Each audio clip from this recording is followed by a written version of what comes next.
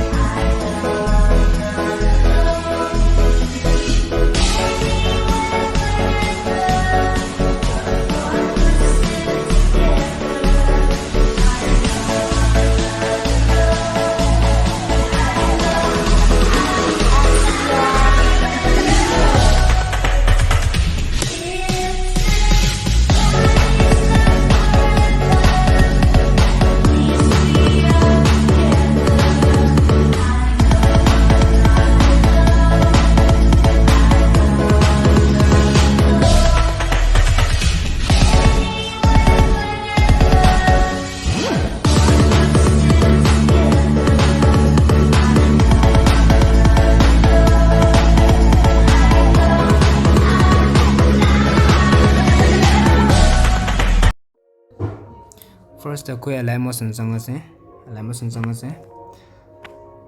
description dai XML part 1 part 2 na khaidu ama ga thagala ma me ko XML part 1 part 2 na thagala ma me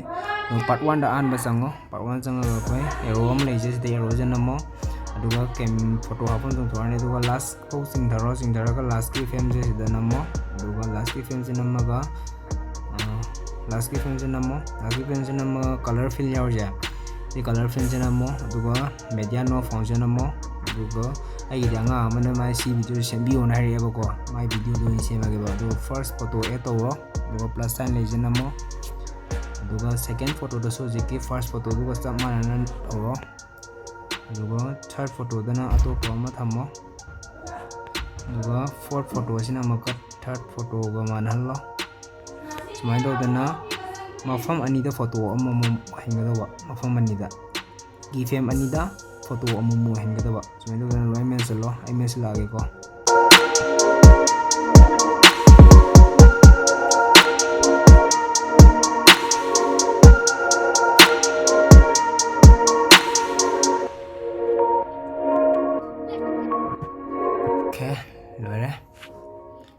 okay lore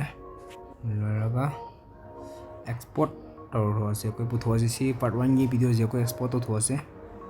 export to 1 hour later export to lo re ni thari se ko si ha ma ni lao ta ka sa wo sing lo do ba ya mo la ko music yaw ge re music yaw ne second part la ko de ni ko je first part ye si lo re ma tun da shape de je shape se to solo pose lo koi ko haidi si back shot lo ga sa ani su de le second element no sarap ri ja si second part ne ba ja second part da manam bi ro second part namma matung da koi photo hafam mam song thorani se photo hafam mam song thorani da do music hafam song thorani first apne music eto jalani ko music sse ge plus sign am leja se nambi ro plus sign ga audio leja namo aduga magi music se eto ase my music eto ase salera music add ꯇꯧꯔꯁꯤ plus ꯁꯥꯏꯟꯁꯦ ꯅꯝꯕꯤꯔꯣ ꯑꯦꯗ ꯇꯧꯔꯦ ꯑꯦꯗ ꯇꯧꯔꯒ next ꯆꯤꯡꯈꯠꯂꯣ ꯑꯥꯏꯐꯨꯜ ꯆꯤꯡꯈꯠꯂꯣ ꯂꯣꯏꯐꯥꯎꯕ ꯆꯤꯡꯈꯠꯂꯁꯦ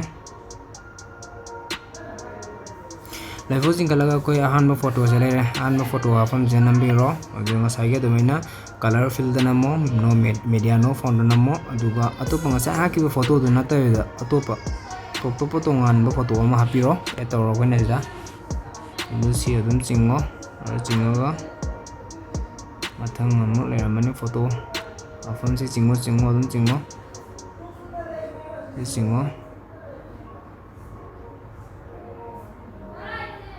ꯆꯤꯡꯉꯒ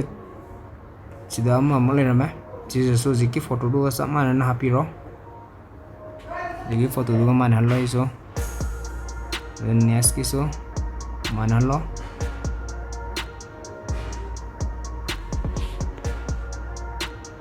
ꯅꯦꯛꯁꯀꯤꯁꯨ ꯍꯧꯖꯤꯛꯀꯤꯗꯨꯒ ꯃꯥꯟꯅꯅ ꯍꯥꯞꯄꯣ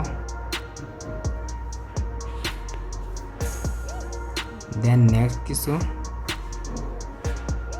hojikkiduga manana hapiro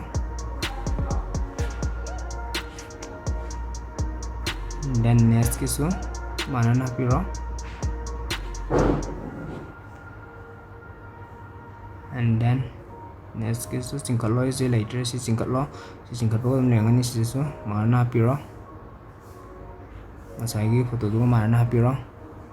amuga chingkalo next ki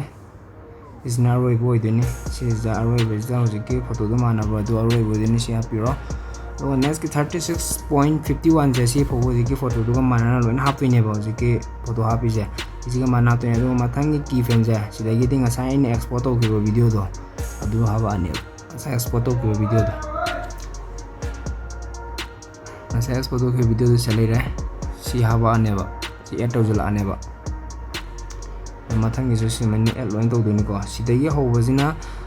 hojiki 36.51 phone photo dorne adu hek mathang dagi video add tawbasina loi phone video to dise video add torne hojiki video do part 1 ye video dini ko si add to dise part 1 ye video do add torne ai mathang taroke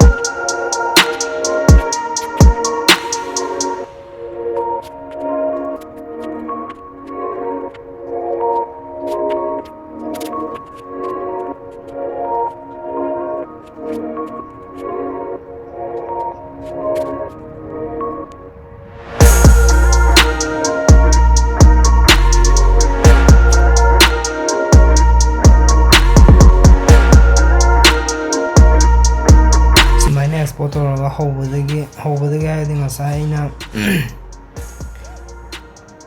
36.51 habdo charake